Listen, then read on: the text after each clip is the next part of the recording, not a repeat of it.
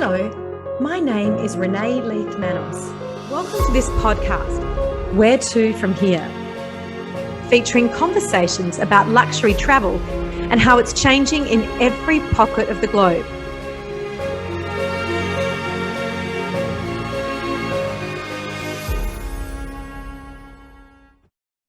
Hi guys, welcome to today's episode of Where to From Here. My name is Renae Manos and this is a global podcast. I'm Australian and this is where we dive deep into the world of luxury hotels. Today we have a very special guest, a true leader in the global luxury hospitality industry, Mr. Jean-Pierre Joncas, with over 20 years experience in the luxury hotel industry. He has held senior management positions at world-renowned hotels like the Park Hyatt, the Maldives, Raffles Hotels and Resorts in Cambodia, Patina Hotels and Resorts in Singapore, Hotel de la Couple, and Hotel des Arts in Saigon. So without further ado, we're going to Bali, and I have stayed in this fantastic hotel, which I really, really love. Jean-Pierre, welcome. Thank you so much for the introduction. Happy to be here with you. Yeah, really happy to see you too. Now, you're French, right? Actually, I'm Canadian. Originally from Montreal, so that's where the French name comes from. I beg your pardon. I wasn't sure about that element because the reason I was leading in with that question is because Sofitel is a French brand and your hotel, having stayed there, really has that French sophistication. So how does, the French sophistication play into the, playfulness of Bali? Well, I think something very unique about this property is our vision to incorporate that French elegance with the local Balinese culture. And so that is really represented by the Sofitel emblem, the link. And we really tried to use this as a living logo. So really working through and incorporating that elements throughout the guest experience. When you come to the Sofitel Bali Nusa Dua, like you have before, we try to incorporate that elegance into different aspects of our service. In the evening at sunset, we have this beautiful candle ritual, which is inspired by the City of Lights of Paris, but also the warmth and the hospitality of the Balinese people. And it really it's the epitome of the experience that every guest has when they stay with us. Yeah, absolutely. Sounds beautiful. And for guests who haven't been to Bali, just explain to them how Nusa Dua fits in, because of course, when a tourist first looks at Bali, there's so many different locations. I was living in Jakarta, in case you don't know, for a couple of years. So I've been to Bali a lot and been to most of the areas. Who comes to Nusa Dua and what's special about that area? So the Nusa Dua area is really renowned for the many five-star resorts and the pristine beaches and private beaches in this area. But really what is most unique is that it's got phenomenal facilities, landscaped gardens. You have very close to the Bali Collection shopping mall. We have medical facilities here. So it's a great location for international travelers, whether they're attending a conference, families, or individuals that are just looking for a break from the chaos of maybe some other areas. Nusa Dua, what's really amazing is the tranquility and the peacefulness that you can experience. The Sofitel Bali Nusa Dua sits within the ITDC, which is a specifically built tourism destination. So they really designed it to be accommodating for tourists and for individual travelers. And so you get these beautiful jogging trails around these pristine gardens, around the beach. So it's really something that can help you relax, even if you're looking for some other activity. When I stayed at your hotel, I was actually with my daughter. It was such a beautiful experience. And we stayed in a room where you could just swim out to the pool bar and to the pool. And I have to say, for a young person, but even for me, it was just such a, as you said, relaxing, sophisticated and fun place to stay. But what are the attributes of the hotel that you really gravitate to and that you're most proud of? Well, to highlight that room you just mentioned, that's probably one of our most sought after rooms.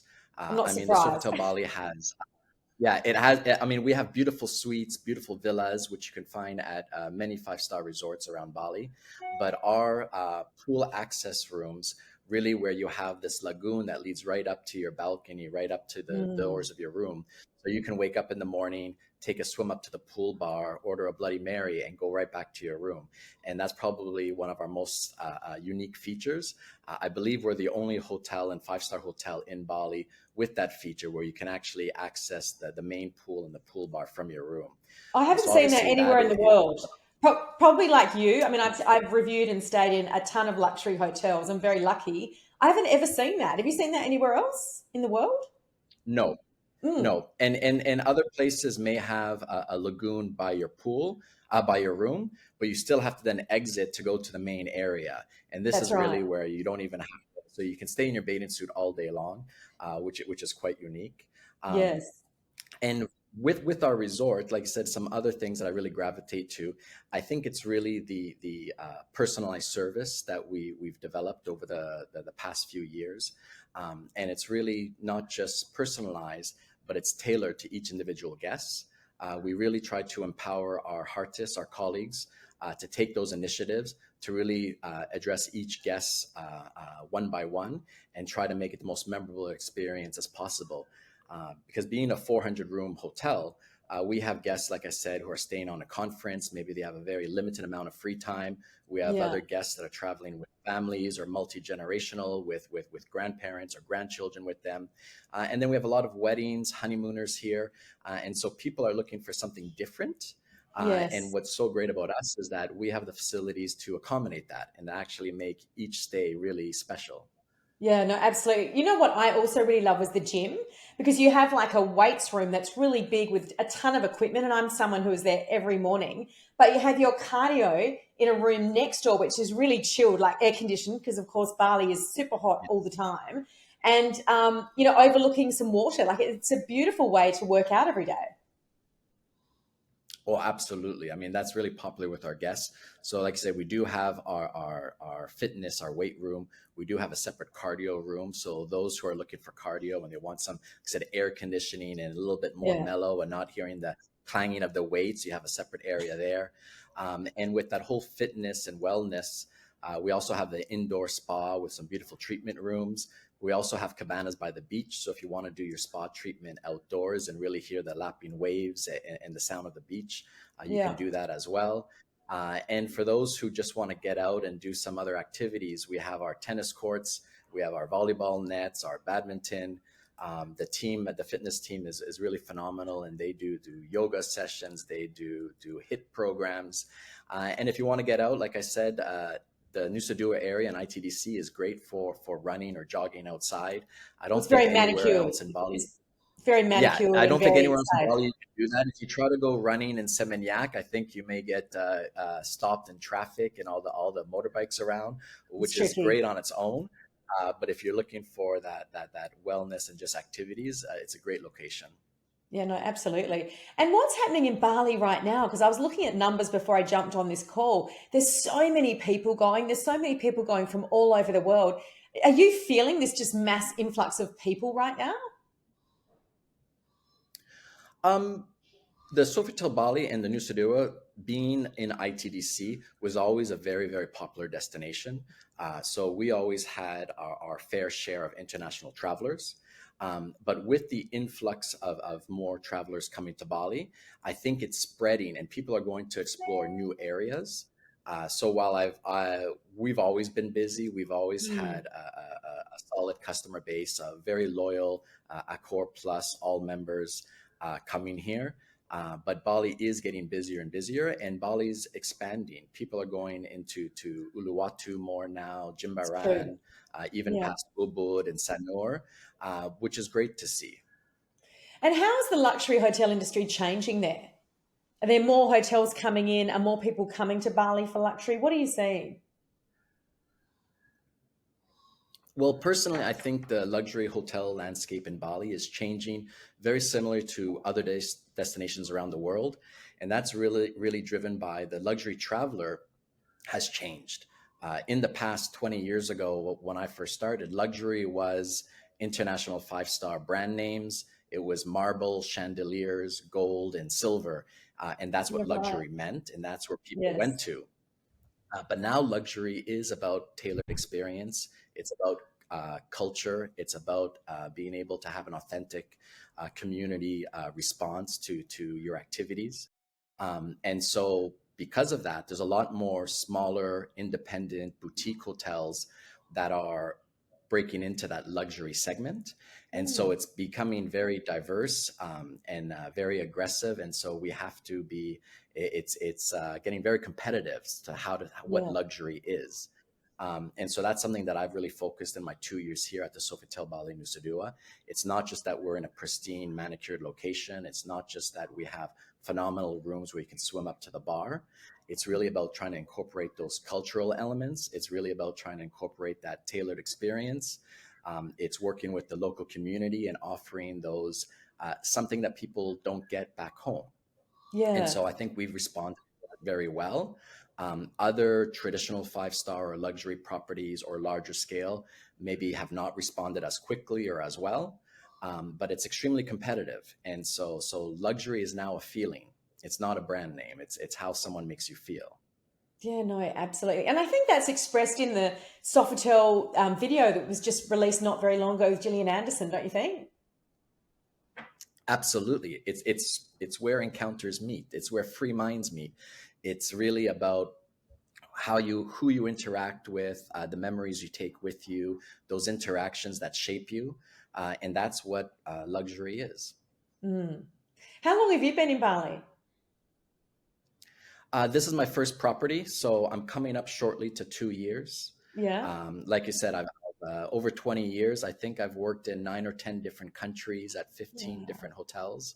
But I've fallen in love with Bali. So if this is my last location, I'll be very happy. So many people do. And why do you think that is? And why do travelers, I mean, having worked in so many diverse locations, let's be honest, there's plenty of beautiful islands to go to in the world. But for some reason, Bali just has this place and this spirituality and this je ne sais quoi that, people, holidaymakers gravitate to. What do you think it is? Well, you touched a little bit on that about the spiritual serenity that Bali holds. But I also think people initially come here for the beautiful landscape, whether it's the mountains or the beaches, Mm, the cultural traditions in that spiritual serenity. And I think those three things is really what attracts people for their first time. And then yes. when they're here, it's really a transformative experience. I flew my mother and some family members over to Bali earlier this year. I think it was the first time my mother left North America in 40 years. She's not a traveler. What? And you've And hang on. The first time in 40 years, and her son has lived all over the world, and this is the first time she's come to visit you. yes, she's never stayed in a hotel that I've run or that I've worked in. And so this was a really special trip for her. But it Yes, wasn't and just for about my you. hotel. It was a transformative experience. And she stayed 2 weeks. And the minute she landed, she said, "Okay, so when can I come back?" Um, and and so people are attracted by those things I kind of mentioned, but actually people want to come back because of the Balinese people. And I think Yeah. so that serenity, that landscape, people go there, and maybe they're attracted to the Bahamas or Cancun or Fiji and Bali, and they try it. But people keep coming back to Bali because of the warmth, the natural hospitality of the Balinese people. It's really enchanting. Um, like I said, I've been in 15 different locations across, I think, 9 or 10 countries. But when I landed in Bali, I was inspired by the natural warmth that I've seen, the welcoming spirit. When I arrived here, I thought, okay, if my guests are welcomed the way they welcome me here, we'll never have any concerns. This is such a beautiful place, and it's from the people. Yeah. No, I really do agree. And living there yourself personally, what do you do to unwind, to de-stress, to get back to nature there?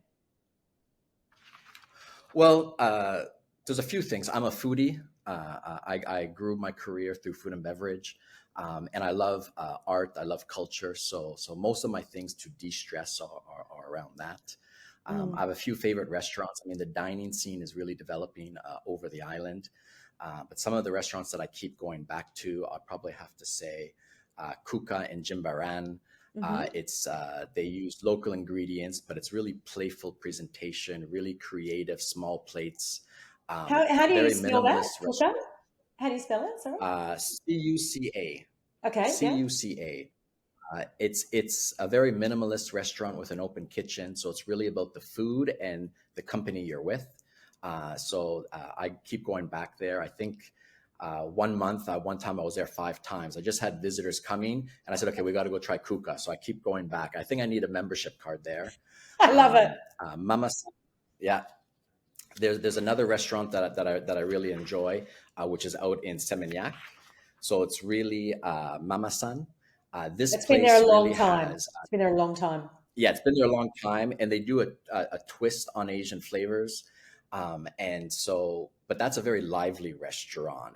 It's in Seminyak. It's got a hustle and bustle to it, so I don't mind going there even if I'm by myself and just Mhm. seeing the buzz, seeing the chaos around Seminyak. So that's a really great restaurant as well. Yeah. When I want a little bit of nature and relax, Kintamani, having a coffee in Kintamani, going up early in the morning and having a great hot coffee looking over the landscape and the mountain. That's really Beautiful. serene. So that's something I really like to do. Yeah. Um, and if art, there's a lot of small art galleries, a lot of little museums. There's a museum here in Nusa Dua called Museum Pacifica. So they showcase a lot of great art. But I really love Antonio Blanco Museum in Ubud. So if Hmm. I'm ever around Ubud, going in there, the museum itself is a piece of art, and then the art they showcase there is quite remarkable. So I think to relax, that's really what I like to do. Yeah, beautiful. There's a restaurant up there in Ubud that I really like. I think it's called Just Dessert. Is that right? Yes, exactly. Quite But famous. you can't go there too often if you have too many desserts. So No, but I think they're doing other food other than dessert now as yeah, well. yeah, exactly. Yes, yes. But it's a phenomenal place. And nature in Bali is it's magnificent. I mean, you Yes. can go in Ubud, and whether you're looking at the forests or the rice terrace fields, and at the right time of the year, it's really magical when the rice terrace turns to gold. So you're just looking at Yes. cliffs and cliffs and layers of gold. Um, and when you're in Kintamani after the coffee, you can always go explore one of their little hot springs. So that's always a really nice afternoon. And coming from Canada, I had never seen volcanoes, so doing some volcano Right. trekking, it's a nice way to get out and to walk around. Yes. I've seen Canadian Rockies and prairies, but just the rawness of the nature here is awesome. No, absolutely. And I think getting back to your sort of labeling of yourself, if I might, as a foodie, I think a lot of people don't know that one of Indonesia's best kept secrets is how fantastic they are at food and all food, whether it's Japanese, Yes. Chinese, Western, steaks, seafood. It is out of this world. And it's not just, might I say, in Bali, because as I said, I lived in Jakarta for a number of years. And it was just phenomenal how good the food was. They'd almost make anything that you could sort of describe and so cheap. Yeah, exactly. No, no, no, very affordable. There's an abundance of produce here in Indonesia. Yes. I love the way they use spice, and it's not just hot spice. So even if you don't like spicy food, Hmm. just the spice, it brings up flavor. The sambal, I mean, you can have some mild sambal and some very hot sambal, Yes. but I love the way they use spice and just get some really creative dining experiences. Yeah, no, totally agree. And have you been to the other islands yet? Any of the other ones? Sumba, Flores, Lombok, any of the other big Indonesian islands, or not, you haven't had time yet in 2 years? Well, 2 years, I still feel new. I have Yes. been to Nusa Penida. Hmm. Most recently, I did a live aboard on a boat where I visited a Mm. few smaller islands, visited Komodo Island, Yeah. Pink Beach as well. I think, what was the name of one of the other islands? I wrote it down here. Pandora Island, and you get to go see the bats when you visit Bat Island on the boat. So that's something experienced. That's probably one of the most unique travel experiences to other islands that I've seen. I'd never lived on a Yeah. boat before. It's something that I think that everyone needs to try to experience. It's The amazing, isn't it? stars, sleeping on the waves. But it was a little bit more of a local experience and stopping off and eating on the boat as well and having the locals cook your meals. I was a little worried that I would starve for 3 or 4 days, but oh my God, I ate so much. We did a lot of activities. I was really hungry, and I think I kept going back for seconds or thirds on the boat, so which was a pleasant surprise for me. Komodo is on Komodo many Island. travelers' bucket lists. Absolutely. I mean, I know they're not dinosaurs, but they're like dinosaurs or dragons. And again, coming from Canada, which has beautiful landscapes, but in my mind, the animal life is pretty tame. Going to Yes. see Komodo and Komodo Islands. Like I said, we stopped at sunset on Bat Island, and when the sun went down, thousands and thousands and tens of thousands of bats left the caves on the island and covered the sky. It was Wow. something really that I've never seen in my life before, so it's really phenomenal. The Wow. other ones, Lombok and Flores, are on my bucket list, so I will Yes. take my time to go visit them. Yeah. And each is just so different and such a different personality. And I mean, one of my questions, you haven't been to either of them yet, but one wonders if, eventually the tourists will spill over and actually take over one of those islands because they're both beautiful and quite different because, how many more people can Bali cope with, right? Absolutely. Well, I mean, these islands, I've seen pictures. I've had guests who've gone there. It's on my bucket list. I've done my research, and beautiful landscape, Yeah. great culture, and really some unique experiences that you can have there. So I do think in the future there's huge potential for them. Yes. Obviously, there are some challenges. The lack of international flights directly. So, really, people have to transit in Jakarta or Bali. So, getting Yes. more international tourists there is going to be a challenge because it complicates the trips and the travels. So, Yes. regionally, I think people are already starting to go, but for international travelers, that's a little bit difficult. Yeah. Infrastructure, I mean, they are doing improvements, but it's a little bit on the slower side for improvements, whether it's infrastructure, roads, that international flights. So I think that will take several years before they can really see the boom that Bali's had. Yeah, no, But then absolutely. again, luxury travel is changing. People are looking for off the beaten track experiences. People are They looking are. for something a little bit different. So given that, that's something that they can keep and will help them grow. Yes, absolutely. And speaking of infrastructure, I was talking to a friend in Indonesia last week, and he was saying that they are looking at, or they're going to build a new road through Seminyak and everything in Bali. Have you heard anything about that? Well, I've not heard about a new road, but they are going to be building like a subway system or MRT system. Right. And the first one will be starting from the airport all the way through Seminyak and Canggu.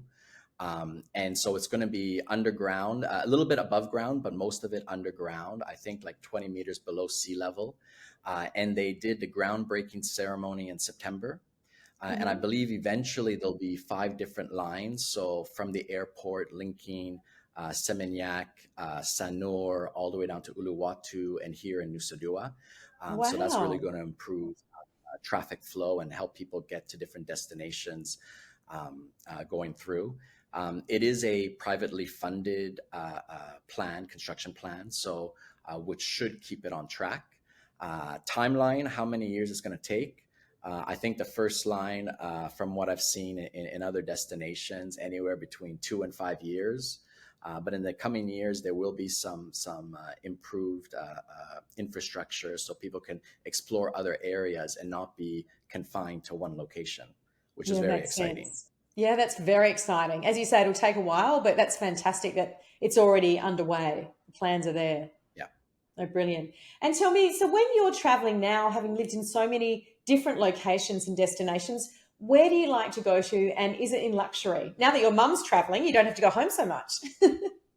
Yeah, exactly, exactly. Um, I like to travel everywhere. I mean, like I said, I've lived and worked in 10 different locations. I think I've traveled to 25 or 30 different countries. Wow. Um, and so I've been a little bit everywhere. So now really my reason for travel is to meet people, so friends or connect with people around the world. or foods driven. Yeah. So I like to go visit a country and try the culinary experiences to go through. Um, Uniquely, like I said, that island boat, the boat visiting the islands is something I really enjoyed. Most recently, I was in Hong Kong for the weekend. I've been to Australia for the first time this year. I visited Wow. Melbourne and Sydney. So that was my first time finally. It's a long way from Canada to go to Australia. So I've been Sure slowly is. making my way down, and so Yep. I finally got to visit it, and it was phenomenal. Drank a lot of wine, ate a lot of beef, drank a lot of coffee, Brilliant. but all delicious, all phenomenal. And recently, like I said, I probably internationally, Hong Kong was my most recent one. Yeah. And coming up will be Japan. Actually, I leave tomorrow for Japan, another Beautiful. great food destination. Yes, yes. And really experiencing a huge amount of travel right now. It's almost like people are thinking, well, we know what they're thinking. They're thinking about geopolitics. And there may be a time in the not so distant future when we can't go to Japan. So everybody's going. Yeah, exactly. It's quite affordable with the exchange rate right now as well. So Yes, it is a slightly more affordable destination when Japan used to be always seen as extremely expensive or prohibitively expensive. yes, So that really fluctuates on how people travel for luxury. Obviously, the global economics plays a big influence, and that geopolitical plays a big influence on luxury travel. But I it don't does. always travel luxury. Like I said, I like it, it's about the food. So Yeah, sometimes I stay in a five-star hotel, but I love to go try street food and yeah, eat me from the too. carts and really go where the locals eat. When I was in Hong Kong, I don't think I ate in a air-conditioned restaurant or on an actual chair. It was usually like a plastic stool, Brilliant. a metal shaky table, and plastic ceramic. But I had some of the best food that I've ever had. Yeah. And sometimes I'm in a tent or something very, very, very local, but I'm having Wagyu steak. So it's kind of I like to balance it. So one part really cultural or local, and then but still that comfort of a luxury. So you kind of blend it together. Brilliant. Well, Jean-Pierre, I hope you have an Instagram because that would all make for really colorful, interesting Instagram content. I don't actually. So I keep it to heart. It's for me, my experiences. Yeah, Yeah. but Oh, I'm it's happy to share them with you now. yeah, it's really interesting. So, look, it's wonderful to speak with you. And before we go, we ask all of our guests where to from here. And it could be what you're doing today, what you're doing this week, what's happening at the hotel, anything you like.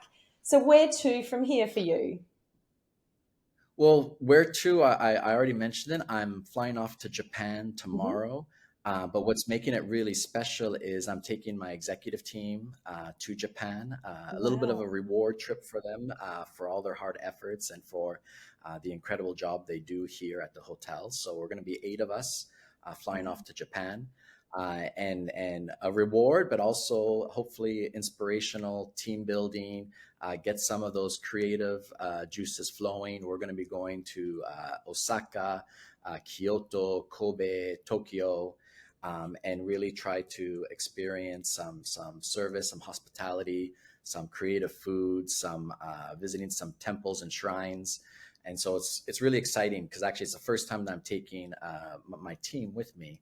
Oh, And they're almost like family. I live so far yeah. away from family, so having them with me. So this is going to be a really exciting trip. That's brilliant. And are you getting around by train, by the fast trains? Yes, They're exactly. so efficient, aren't they? I think they're the most efficient trains in the Yeah, world in they're Japan. efficient, and my team has already gotten us the JR passes, the entry Yes. tickets. They have the whole itinerary. I usually land someplace and then I wake up and I think, what do I want to do today? But they have the itinerary planned out. A lot of them, it's their first time to Japan, so they're even more excited than me. So it's going to be a lot of fun How starting tomorrow. fantastic. We'll have a brilliant time. It has been absolutely delightful to meet you. I'm actually going to be in Bali in a month or so. I'll let Ollie know, and if you're around, I'd love to meet you in person. I'm such a I would love fan of to as well. We can the try one of hotel. those restaurants and have some great food and a glass of wine. That would be wonderful. But meanwhile, you have a fantastic time in Japan, and thank you so much for making the time to talk with us today. Thank you so much. It was lovely. Yeah, absolutely. Take care. Bye for now.